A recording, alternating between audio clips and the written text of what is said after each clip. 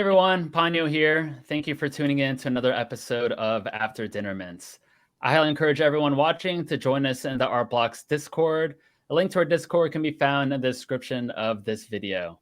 As always, make sure you like, comment, and subscribe our YouTube channel so you don't miss an episode of our weekly show. And now I want to introduce our guest for this afternoon. We have generative artist Harvey Rayner. Hi, good to be here. Hey, Harvey, how are you doing today? Very well. How are you? I'm doing great. Thanks so much for joining me on After Dinner Mints. And congratulations, your project, which we'll talk about in just a few moments. Photon stream just sold out, so I really appreciate it. And just super happy to have you on today. Great to be here. Thanks very much for having me. Absolutely. Cool. Well, let's go ahead and kick things off. If you don't mind, if we can go ahead and maybe you can tell us a little bit about your background. Okay. So I'm originally from England. I immigrated to America 12 years ago. I've been making art, for 30 years or so on a regular basis, so like every day, pretty much. Up until recently, I haven't been a professional artist in the sense that I've made a living from my work, but I've been pretty dedicated over the years. So I started making generative art about 10 years ago. But prior to that, I kind of made this. I wasn't really aware of generative art, and I made a kind of a weird synthesis. I call it semi-generative. So it's highly sort of structured, and the work was kind of derived from geometry and rule sets. And I used a little bit of code here and there, but and then aside from that, I've always done a lot of different types of creative project. I've done a lot of house construction, interior design. My wife and I have a small company that manufactures meditation cushions that I designed called Moonleap. I like ceramics, and I also spent some time designing sort of experimental greenhouses and building them. So it's quite a broad range of interests and creative outputs. Cool. That's awesome. And I noticed you mentioned that you've been doing generative art for about 10 years. I'm curious to know, who are some of those artists early on that you kind of looked up to and inspired your work? Well, it's kind of interesting because when I first started really making what I would call generative art, now I wasn't aware of the genre. There was a guy, Jared Bell, I think. I knew his work, but I don't think the term generative art was around then. It just seemed the obvious thing to do just because of the nature of my work. I had a lot of elements in. I wanted to at least put a lot of elements in the work, and it seemed like I've worked as a web developer as well, so I could code, and it just seemed like the natural thing to do. But it wasn't really inspiration from other artists, generative artists. But I would say I'm inspired by a lot of artists. But they tend to be 20th century artists and before, so yeah. Okay, great. And obviously we're in this crazy space of Web3, and I'm curious to know, what was your introduction to the NFT and crypto space? Right. So I'm still pretty new to Web3. It's a steep learning curve. I'm having to learn every day. It was I would say 2 years ago. Maybe it wasn't 2 years ago, actually, because how long has Artblocks been around? Since November of 2020. So, 2020.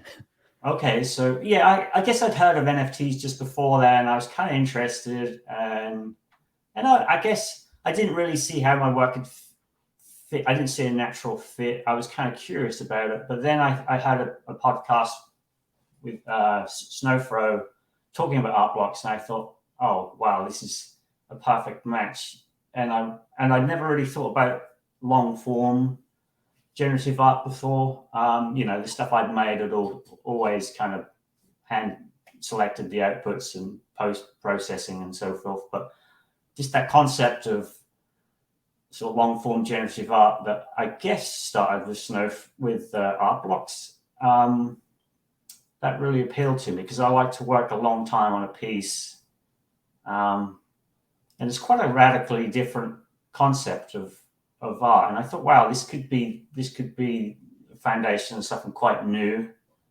You know, in the context of art history, this is something very new. So I wanted to give it a go. So I actually really focused on putting together some work for an application, and I've just been focused on that ever since. So, and of course, it did culminate eventually in a drop. So, cool. Well, that's awesome. And you know, when you started getting into, when you first learned about crypto and NFTs before art blocks, did it instantly make sense to you, or is that something that, you know, took a little bit of time to kind of wrap your head around everything? yeah, I'm still wrapping my head around it. It's such a strange space, right? Yeah, I think I've got a pretty good grasp of the fundamentals now, but the culture is so strange, you know. It's so different to what I mean, I've been focused on traditional art for so long. The culture of the NFT space is kind of foreign, and it's kind of occupied by different types of people that I'm used to meeting. You know, the financial types, the gamers, and so forth. They're not circles I've ever mixed in before, so it felt a little unnatural and jarring to begin with. But you know, I do feel a little, you know. I don't know if I answered your question, actually. Just from my No, yeah. I mean, I guess I was just curious to know, like, if it instantly clicked, you know, or did it take a little bit of time? But yeah, I mean, I totally agree that it brings in a wide range of people. Yeah. Yeah. The technical side of it, yeah, I guess I understood that reasonably quickly, just to a certain, you know, just to the level which I had to. But yeah, it was more the culture shock. Yeah. No, that makes total sense. Yeah. I think it is for everyone, especially because all of this is taking place online, and it's just a totally, it's new for everyone that's joining. You know, even people that are from the traditional art world. I think it takes a little bit of time for everyone to kind of fully, I think, understand. Even if it makes sense, like I think, like you said, you know, learning something new every day, or just learning as you go. It's just yeah, it's one of those things that's ever evolving. I think we're still in the wild west of things. Absolutely, yeah. And it seems like, you know, to talk about what I do on art blocks to people like my friends who don't know anything about the NFT space, I find myself having to sort of like flesh out some sort of like core ideas, like the blockchain, for instance. And because, you know, most people I meet and talk to wouldn't even know what the blockchain is. So I find it takes a while. I have to, like, you know, sort of like map out territory before I even start with art blocks. And then most people are like, what? Yeah. And I think that when you talk to people, I've kind of learned that, you know, if I mention NFTs, you know, in the first couple sentences, they immediately go to all these articles and publications that have been posted about like the financial stuff. And you know, I think a lot of the stuff we're really trying to do is just focus on art. And I think if you look at art blocks and generative art as just art, then I think it makes a little bit more sense earlier on, is kind of what I've learned. But yeah. Right. Yeah. And that's the side I'm really passionate about, you know, the financial side. Of course, that's nice and enables me to work on this stuff more. But the art component is what I'm really interested in, and seeing how this evolves, the canon of, you know, art. Yeah, And absolutely. what expressions this kind of leads to, because it's the medium, the whole paradigm is totally different. Yeah. Definitely. Well, I would love to see, you know, some of those early generative art pieces that you created, if you're able to share that with us. Right. Yeah.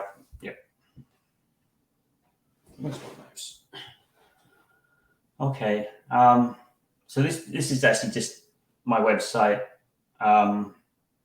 I've got a random collection here, but they're mostly from the same algorithm. These pieces here, these kind of like more waveformy outputs, they're all from the same algorithm, and actually the core sort of concept and processes I use in that algorithm, I'm still kind of evolving today with Photon's Dream and things like that. So this piece, for instance, that was actually the first piece I done, but that wasn't a product of these kind of waveform techniques I use today. That was,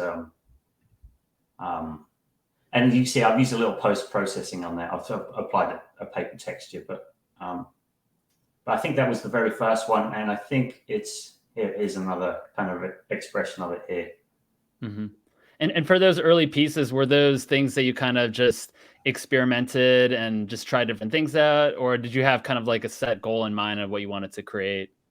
I think back then, yeah, I had a pretty clear idea of what I wanted to do with these pieces.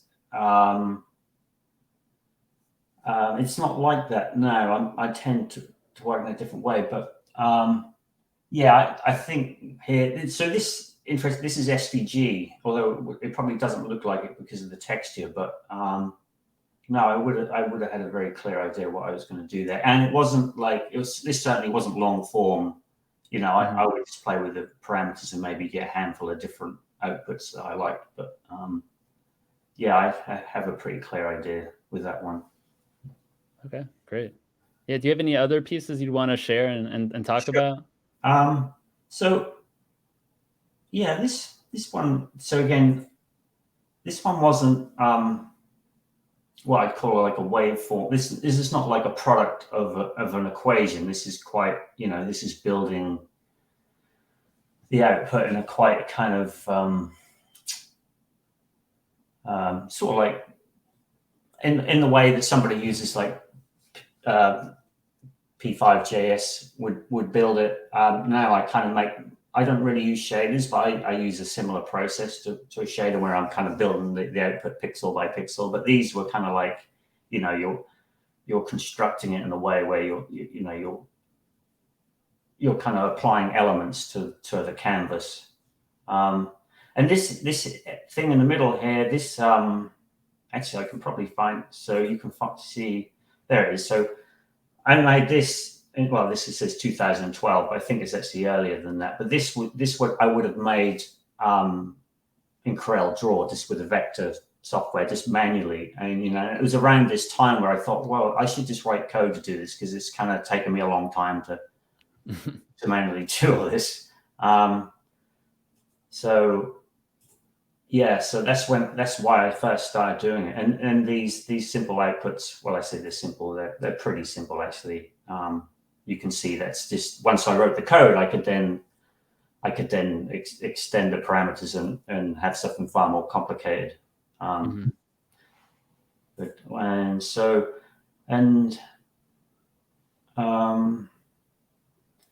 some of these outputs. So this one, again, I originally worked in SVG. I've got a strong background in SVG. I was right there at the start when SVG, wouldn't work on Internet Explorer and so forth. And I actually designed the logo for SVG years ago. I won a competition to do that. So these are all SVG, although they kind of don't look like it. But there's just tens of thousands of objects. And you get all these kind of like moire patterns appearing, so you get this kind of rich texture. But at the time, I hadn't even thought about kind of like mapping stuff out on a canvas pixel by pixel. It was just, I was thinking about things very mechanically. So SVG, it's a vector output, and it's kind of very, I don't know. There's no real math equations in these works. This is just kind of me just looking at the basic geometry and kind of mapping them out, building them piece block by block. That one's a cool one right there, because I really love it. It kind of gives me like an optical illusion kind of feel, because they're like layered in a way where it just kind of like, I don't know, it just messes with my eyes a little bit in a really cool way.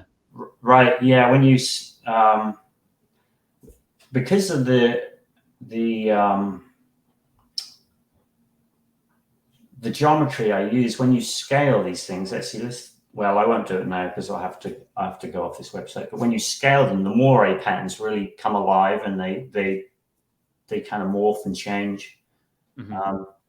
These some which I put in frames, kind of from the same algorithm. They were kind of cool. I like them. Cool. But these are from the same algorithm. A Photon stream?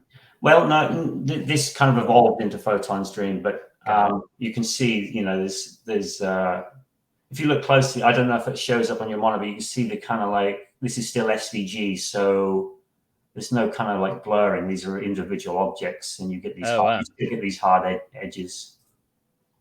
And then it had, it produced outputs like that. That's awesome. That's a really cool one. Yeah, I like that. I still might go back and visit this method, because I could animate this, whereas the method I use now, it'd be very difficult. It's just very slow to animate. You have to render each frame at a time, and then it wouldn't work on art blocks anyway. Gotcha. It's some kind of more complex. It almost looks fractal, this one, but yeah, it's not fractal. It's just a lot more objects and kind of like repeated, like a kaleidoscope type thing. Do you think you would ever take these, older projects and maybe fine tune them in a way that you'd want to release it on art blocks, or is that something where these are kind of in the past and you'll just kind of build off of it for fun? No, I do. I could see myself doing that. I do. That is kind of like part of the way I work. I'll make something and go back to it 5 years later and kind of with fresh eyes and think, oh, that's kind of cool. And then, sort of like, revisit it and kind of extend it, see where I can take it. I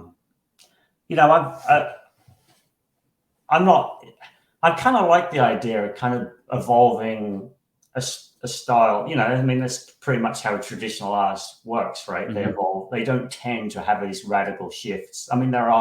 There are some arts historically, but most of them will kind of like evolve something over a long period of time. And I did initially feel like a pressure to come up with something completely different next time, but I'm going to stick with this because I still think it has a lot of juice left in it. And and it really fascinates that, like, the primitives I used to build the work still really fascinate me, and we'll probably go into that later. But there's sort of like geometric primitives I use, which are really just for me anyway, just by themselves, they're kind of really curious. So for me, the work, the things I build the work out of have to have some kind of interest. It has to. It's kind of, I feel like it's my subject. And the work is somewhat, I make the work to explore the primitives in the same way maybe an artist may explore, use paint to explore landscape and the weather, like John Constable or something, Got it. Yeah. Cool. Yeah. And do you have, I'm not sure if you have any NFTs that you've minted prior to Photon's Dream. Yeah. Is that something you do? Okay, great. Yeah, if you're able to share them. Yeah, sure. So NFT. And is this on your website, just in case anyone that's listening is interested in checking out some of those pieces you're showing us? Yeah, this is all on my website. Well, this is on OpenSea, but so I'll be using my website for this talk. But it's pretty comprehensive. It's probably a little bit big. There's so much work on there, you can get lost. But if you've got patience and you're kind of interested in what I do, then it's kind of probably a fun place to explore. But so these are on OpenSea. I did actually sell 3 the other day, which is kind of cool. So these are the first things I ever minted, and again, these are generated with a waveform. It's not a long form project. Let's make one a little bigger. And these include a little kind of. I'm also interested in generative poetry. I do write a little poetry, but I'm kind of interested to see if I can come up with an algorithm to create it for the outputs. That's kind of, and also this the sort of calligraphy script here. This is an example of a project I started years ago, probably like 20 years ago, and I've made a generative version of it, so it outputs this calligraphy for the pieces. So that's how did you decide which pieces to mint for this initial These initial NFTs that you created. Okay, so I made quite a few. Probably I can go back and show you on the website, but I'll just show you some of these as they're actually available to buy. I think that one, this one's kind of cool. I just made like 100 or so, and just picked out the ones I wanted to mint. So it wasn't, it wasn't like art blocks. It was very curated. And this particular collection, I want to leave it open, so I'm going to continue to add pieces, and whoever buys from it will be aware of that, But it's going to be slow. Maybe I'll, add a few every year or so when I revisit this kind of style. But again, this is kind of like, this is actually output from. It's not output; it's from the exact same algorithm I use for Photon's Dream, but it's a cousin. The core sort of algorithm and the primitives are the same, but the parameters are wildly different to get this sort of style of output. Yeah, great, awesome. They kind of go on. No, go ahead. Yeah, please. I was going to say they kind of these are kind of inspired by Zen art. This kind of very white background and black ink. I guess this one could almost be kind of like an ink splotch. But I've worked for years and years. I think I've always been trying to find things like this, a sort of like a 20th century equivalent to Zen art. Using different things. I worked actually in black and white for the first maybe 15 years of my art career.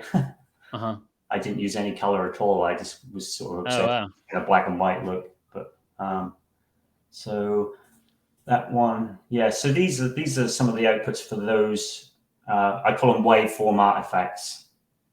So well, maybe you can tell us a little bit about, because I know you mentioned that you have a small business where you work. Is it meditation pillows? Is that correct?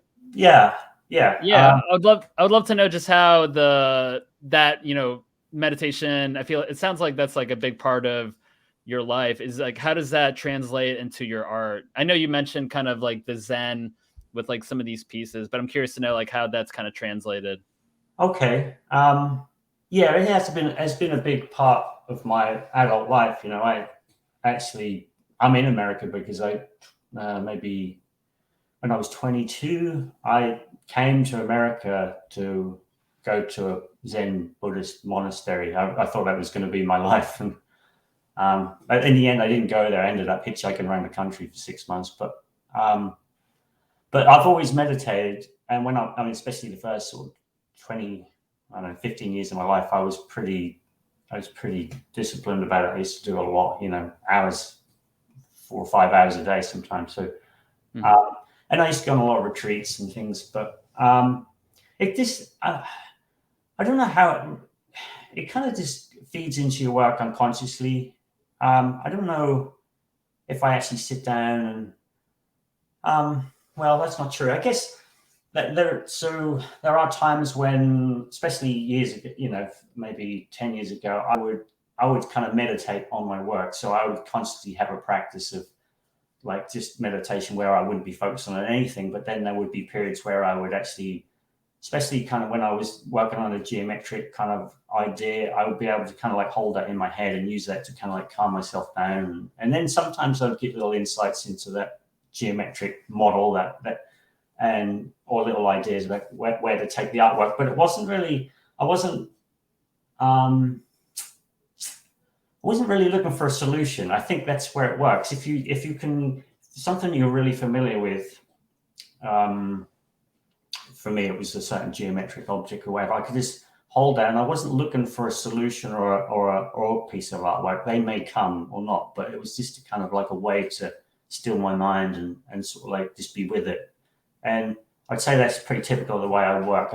If I'm going to use meditation, I use it as a way to kind of like bring myself into a sort of still place, and then I try not to strive for anything. I just, if something comes, it comes. If it doesn't, it doesn't, you know? So, yeah, it just sounds like, it kind of happens subconsciously, or it just happens because, that's a part of your life, but maybe you're not like actively thinking about it, how it's going to influence your work.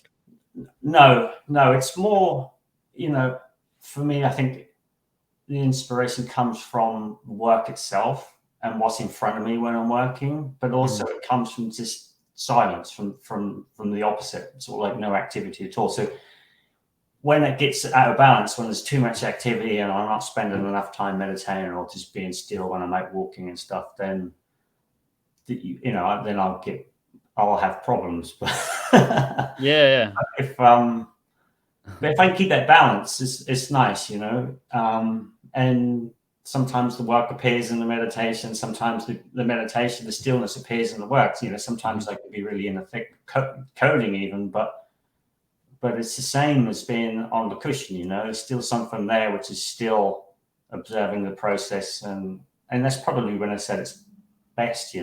But yeah. And then of course I'm very, very interested in Japanese culture and Zen calligraphy and so forth. So that probably has more of a direct impact on this sort of like the visual style of the work. These kind of white backgrounds with the strong, bold elements. So Zen art is very, it's an act. So there's an act with a brush, and it's very sort of like spontaneous and quick and bold. And although I'm not using my hand to make these marks, I'm trying to find a process that's just a single process that just makes something actually very complex and rich. A single geometric object or a single waveform or something like that. So. Got it. Okay. Well, I appreciate that. Well, I want to jump into, Photon's Dream, which was your first release on Art Blocks. Like I mentioned before, it's just recently sold out. So congratulations. Thank you. But yeah, I'd love to learn, maybe just to kick things off, you can tell us a little bit about the concept behind the project. Right. Actually, maybe I'll go to the thesis page. So I mentioned earlier the primitive I use. So what I mean by primitive is like the basic building blocks. So you may look at some generative art, right, and you can see that it's made of circles, for instance, or or some sort of polygon or something. You can sort of like usually see what the thing is made of. You may not understand the logic and how the thing is, the varieties create from that primitive, but you can see it. But so this thing here is kind of my basic primitive waveform.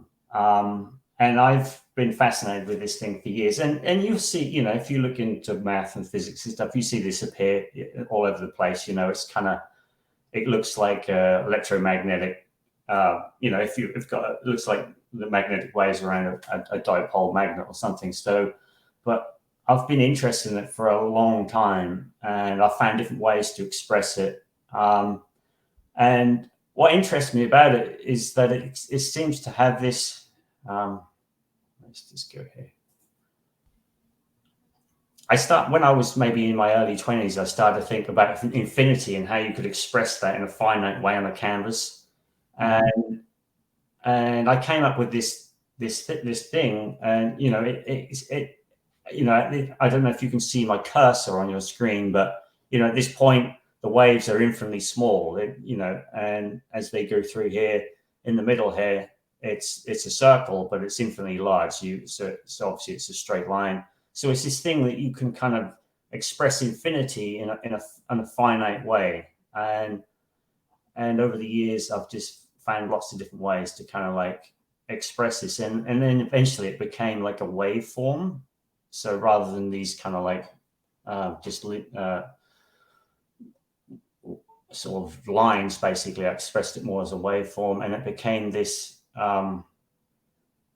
this kind of expression here where these primitives are rotated around the circle, where these 0 points all sit on this circle at regular intervals. Here, if I just increase this, you can probably see.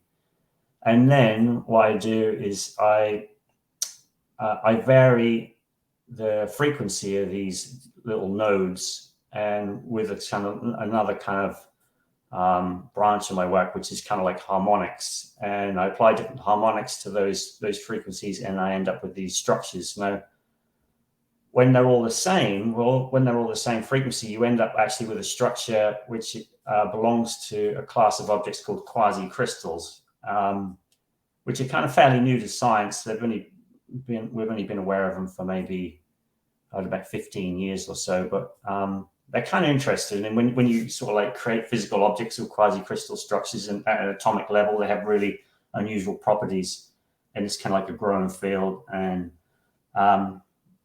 but I don't really know that much about the physical side of it. But the one thing I find is, because the primitive itself has so much variety in it, when you make art with it, it just naturally seems to produce a lot of variety in the forms. So if we go back to Photon's dream, where's my, must have got some fluff in my mouse or something.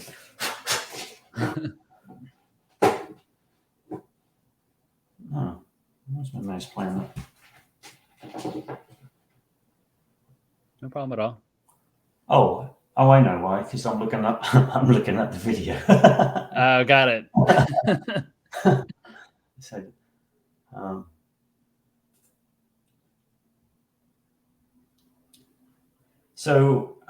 Is this on your website?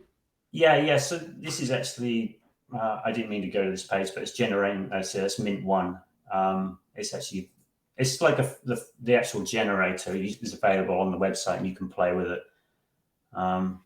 And what's the website? Just for people that are listening in, they can. I've got my local version running here, but it's just pattern.co, which is also my handle. Got it. Okay, great. Yeah. So, and then there was other concepts which I talked about in my thesis. So, to do with kind of like what I call pictorial space. This is a good example, these two here. So, on the left here, we see this has very sort of, I would call illusionistic space, kind of, and I liken this to kind of like, like Dutch realism and so forth, where you've got this, you're trying to create the illusion of real space, and then something that's much more flattened out, where you're much more aware of the canvas, and that's kind of play between these two types of space. And in the thesis, I talk quite a bit about that, but some of the outputs do have this kind of like, let's go back, see if we can find one. I think so some of them do kind of look quite spherical, and they have a lot of depth to them, whereas others, are very sort of flat. So that was another kind of concept I was playing with, that tension between those two kind of types of space. But so they were the main sort of themes of the project.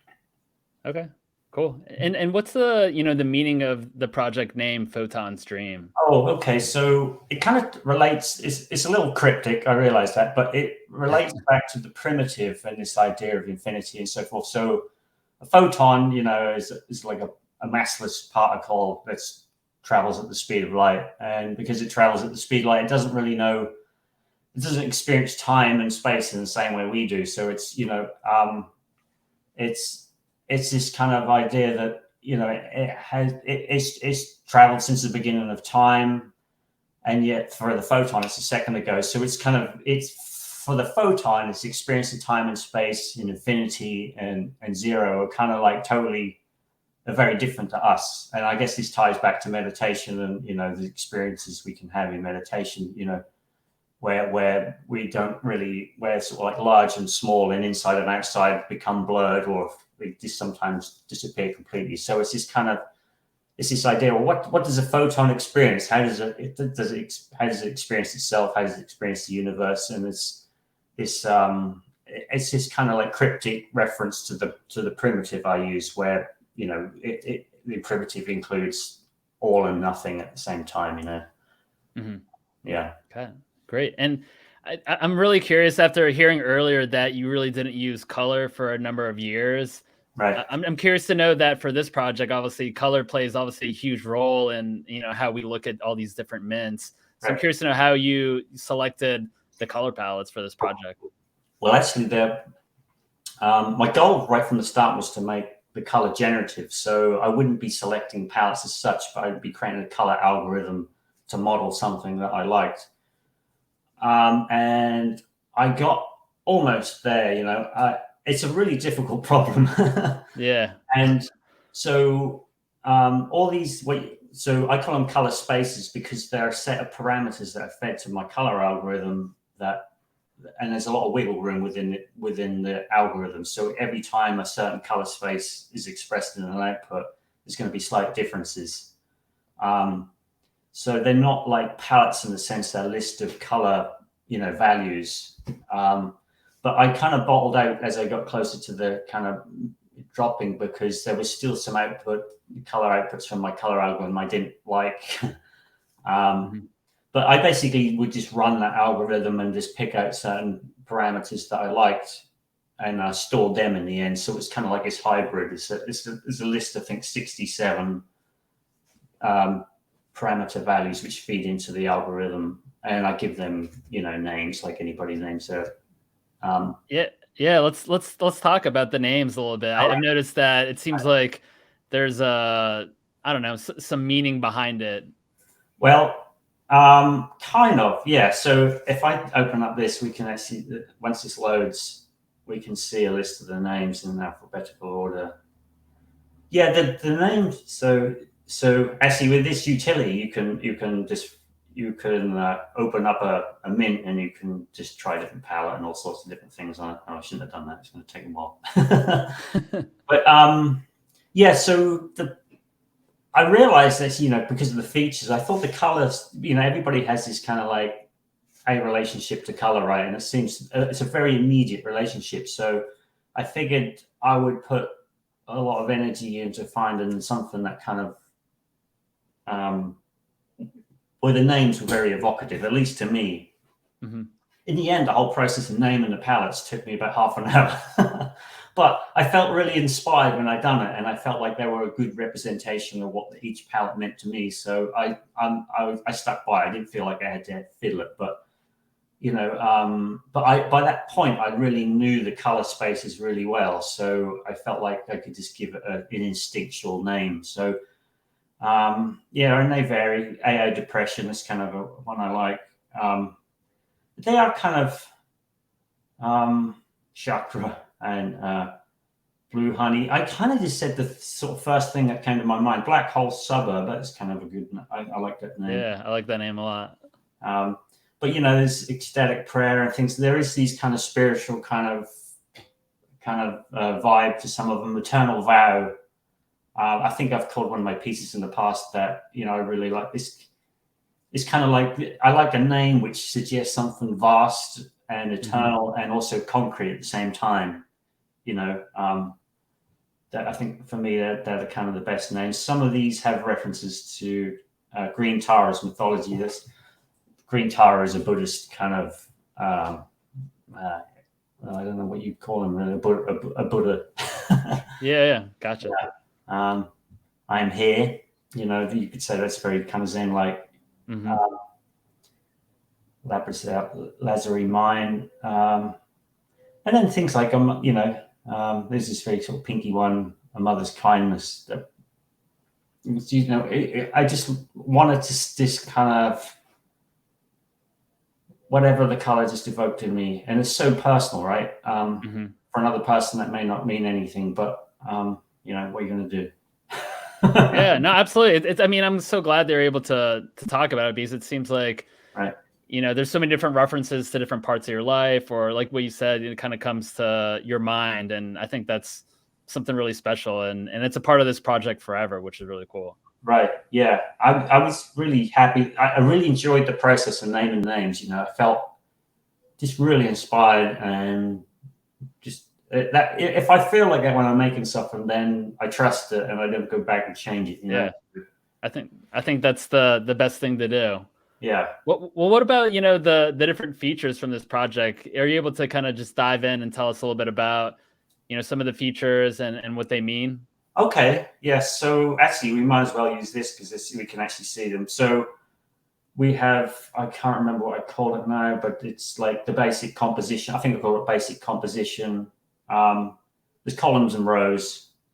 But then so with this utility, you can take your min and you can actually change the columns to rows, for instance. That's cool. And then there's 1, 2, 3, and 4. So it seems like the singles are actually gotten the most attention, and that was kind of intentional. I thought they would. The doubles and the triples and the quadruples. There's more of a kind of a meal there. It takes longer to digest. There's kind of more going on. But so there's obviously columns and rows. There's and then there's these edge types. So here you see this is what I call a live edge. It's kind of like how you get a live edge table. And you see the exposed kind of where the bark was, and you get this kind of like organic edge. So that's what I call live edge. And then we can change the edge here to crop fold. So it's cropped and it's kind of looks like a fold in a book. It'll load in a second. So that was another feature. So, okay. So it's just like a book spread open, which is a device I've used for many years. I always kind of like that, I don't know why, but I just like it. So, and then it's kind of, and there's a hybrid where it's kind of live at the top and bottom or the sides, and it's a fold in the middle. So they're just basic. I did originally include a whole bunch of kind of metrics for the underlying geometry, but it just seemed kind of meaningless, or it was really hard to relate to. So in the end, I wanted to include features that people could look at and think, okay, that makes sense. That's what it is. The colors were a lot more kind of an emotional response, but everything else was just very much what it was. And then we've got this thing called striation maxi, which is actually what you see in this area here, this kind of linear masking.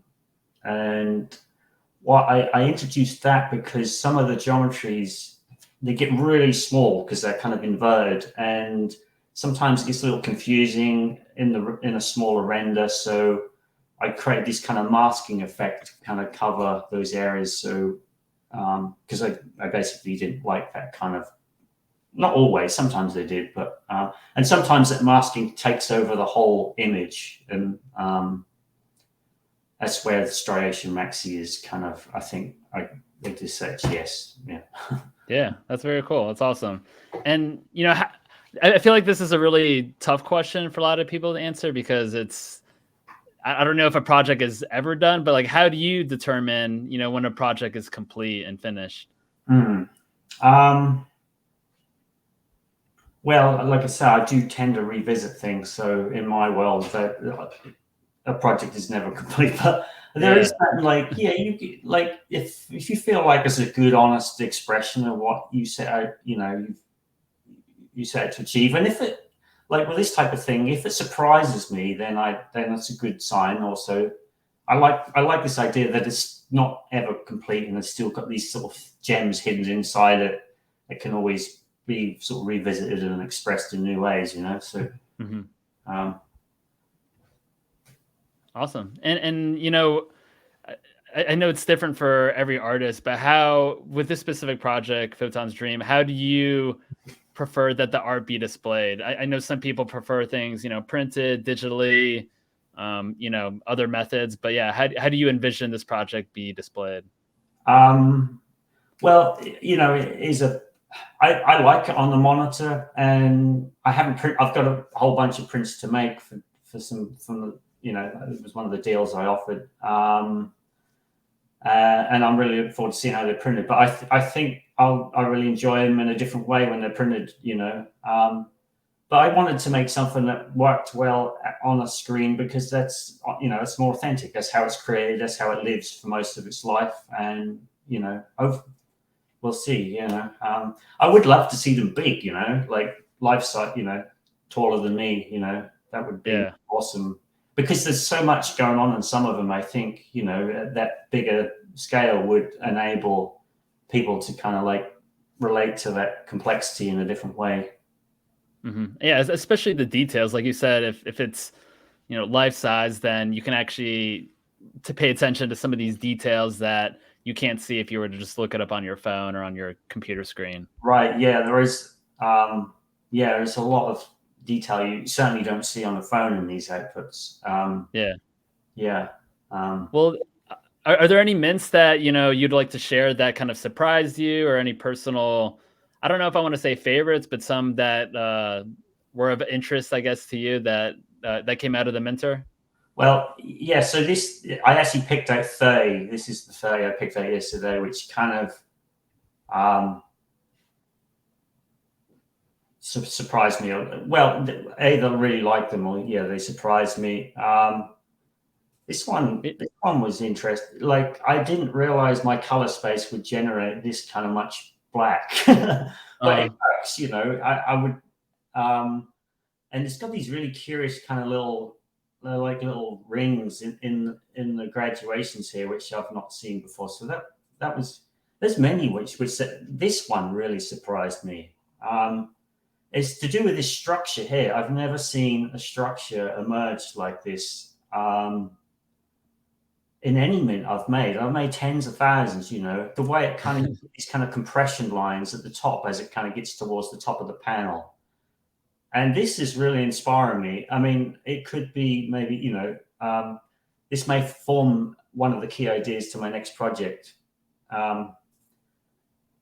This one, I really like this. This one is kind of, I think, a little bit harder to appreciate, but I think it's one of the things I've really enjoyed over the years, and put in one of the devices I've used in my work, is this idea of contrast and symmetry. So maybe for half of the composition, the bottom half here, it's a very symmetric, apart from the color expression, but it's a very sort of structurally, it's a very symmetric.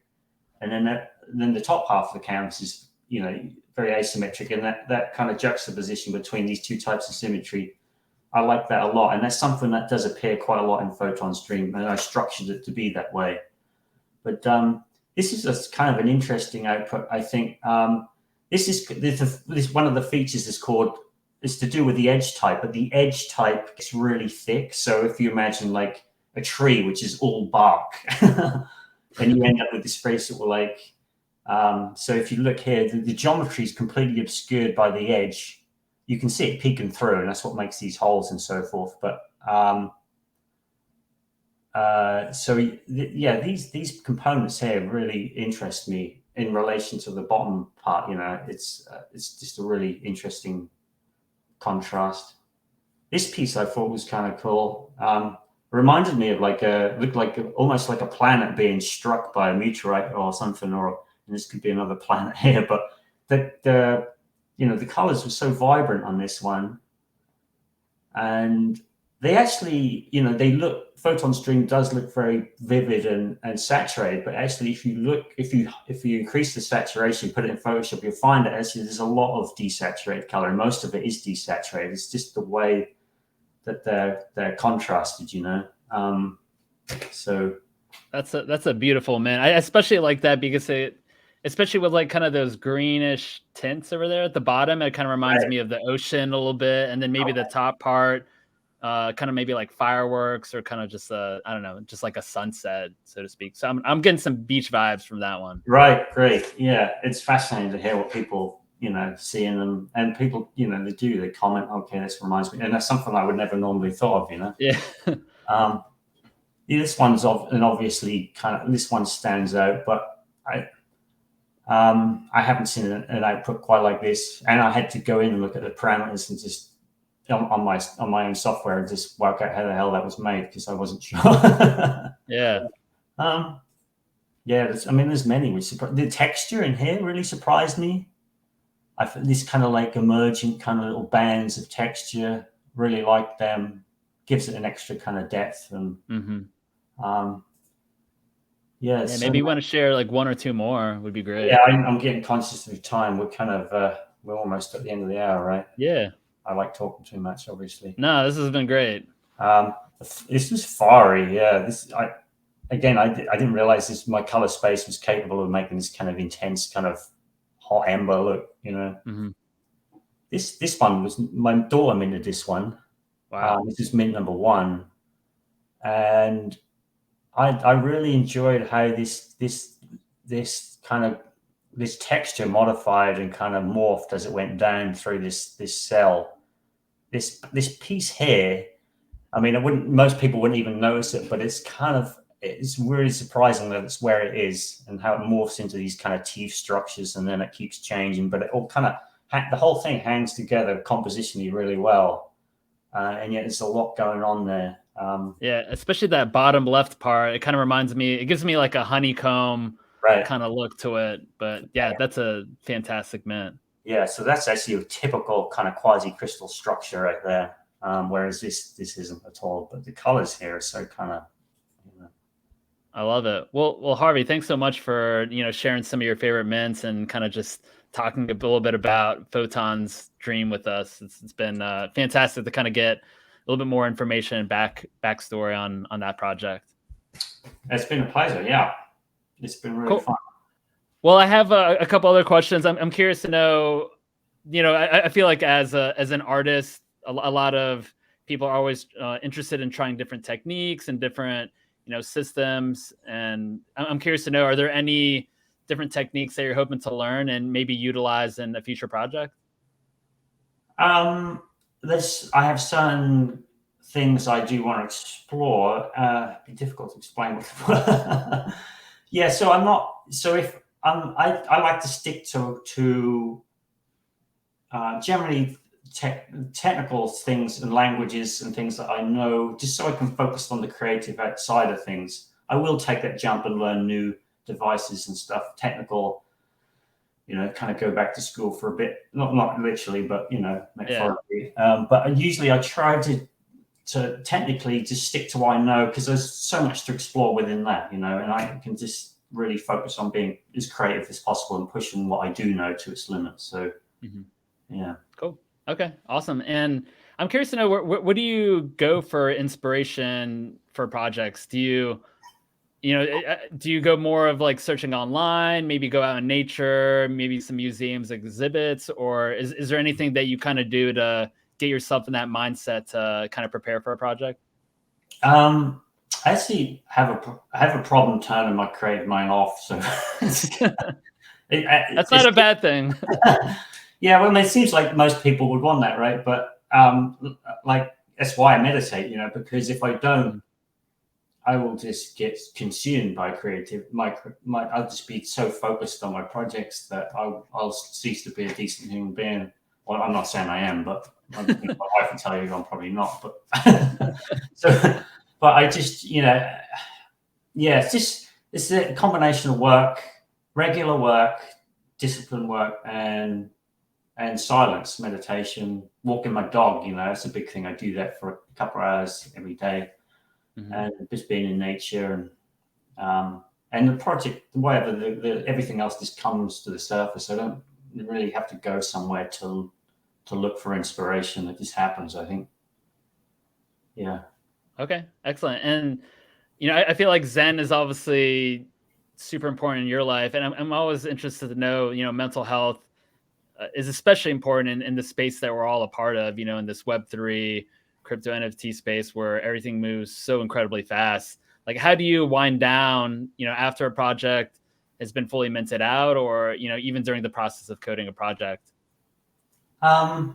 So I guess if, there are times, of course, where things are stressful, I think we lose perspective, because, what we're doing at the end of the day, we're making images, and it's not really nobody's lives.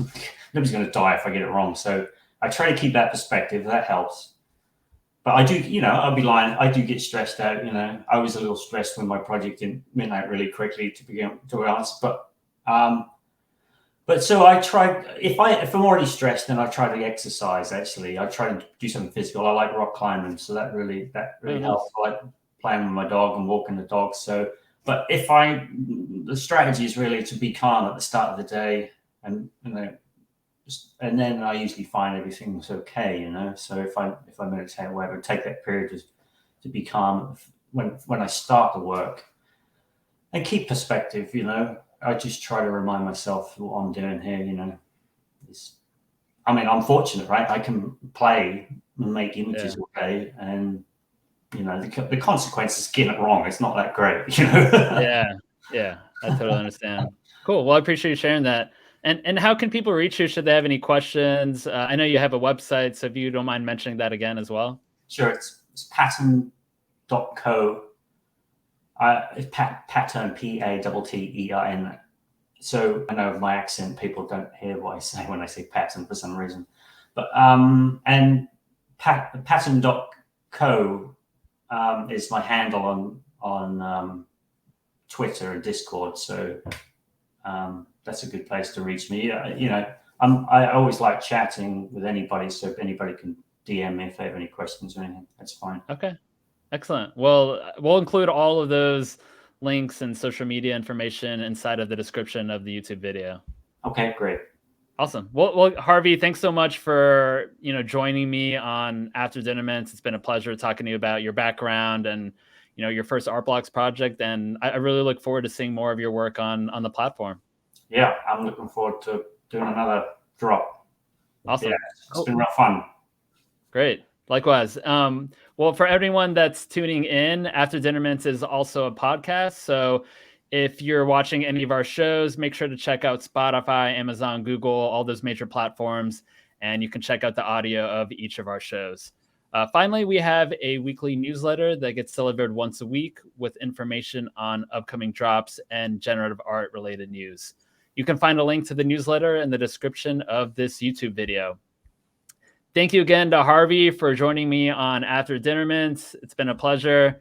For everyone that's tuning in, make sure you comment, like, and subscribe to the Art Blocks YouTube channel. Be kind to each other, buy what you love, and we will see you all next week. Thanks again, Harvey. Thank you, man.